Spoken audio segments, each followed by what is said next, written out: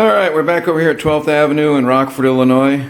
It is, geez, what is the date? April 17th, 2017. And when I went to move this air conditioner, the previous video it was back here, and Bob cleaned out all this stuff in here that I thought looked like a fire trap.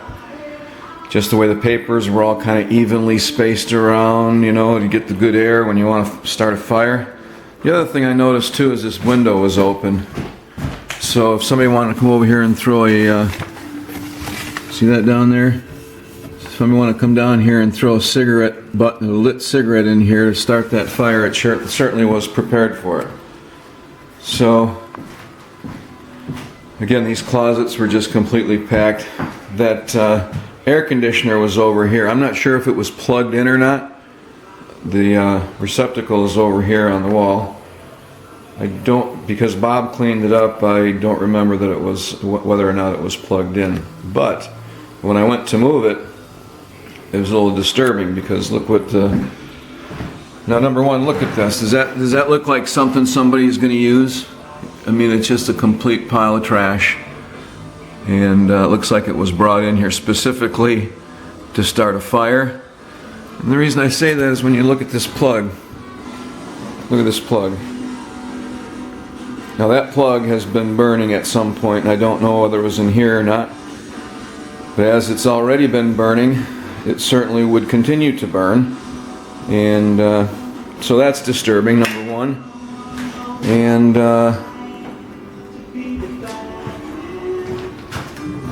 as I was cleaning out, of course they left just oodles of paperwork, and they left lots of prescription drugs, and what, four cell phones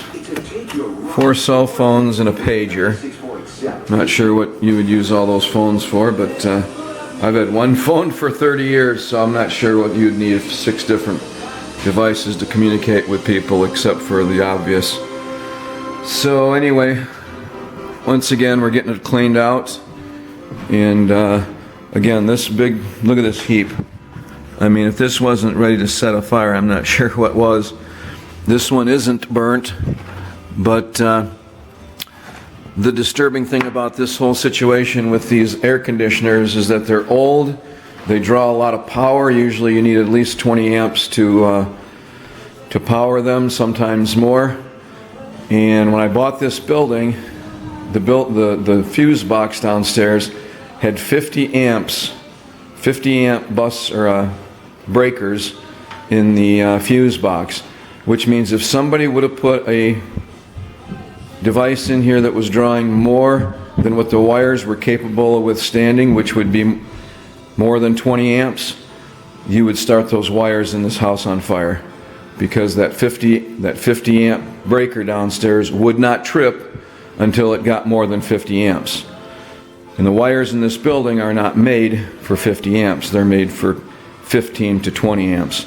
So this is why I look at this and I'm a little bit disturbed, because this building, when I bought it, had those 50 amp breakers in it. I changed them out, but this sure looks suspicious, like I'm being set up for a fire. I changed them out, like I say, but if I hadn't, this certainly would have been a problem, I believe. So let's see, did we cover everything? These back closets, all this stuff was just completely packed in here. All this garbage was completely packed in this back hallway here, or I should say this back closet. So we're still pulling out papers. They left all their papers. You know, I'm not sure why somebody would leave all their records here. But like I say, it looks just like somebody just dumped garbage all over the floor. Indiscriminately or discriminately, either one, damage is the same. So these are, we took out about 20 bags of garbage. This is the stuff that was packed in that back closet. And so just so much stuff, and just so much garbage. So anyway, I'm looking through these documents. Maybe we can figure out the mystery. Maybe we can find out who their handler was. These were agent provocateurs over here to target my property because of my work at the Rock River Times as a journalist, where we saved this community. Well, we at least saved them $23 million in 1996 when there was a political prisoner that they held because he challenged the court system, claimed that the circuit clerk's office was missing $23 million a year. They threw him in prison. They beat him. They drugged him. And Frank Shear and the Rock River Times, the team there, got him out with a lot of support from the people in the community who marched and protested around November of about 2007. No, 1997. Let me get my date straight here. 1997 is when the protesters marched. There were 36 people there marching on the Winnebago County Courthouse to demand the release of the political prisoner who had challenged the court, claiming there was $23 million missing from the circuit clerk's office.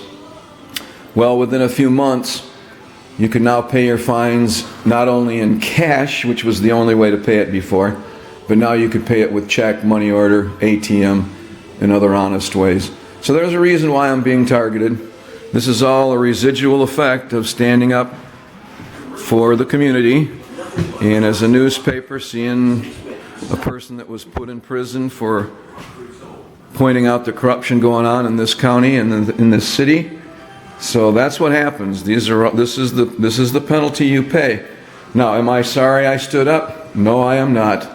But I am happy to be able to document it and let other people know that they'll do this to you.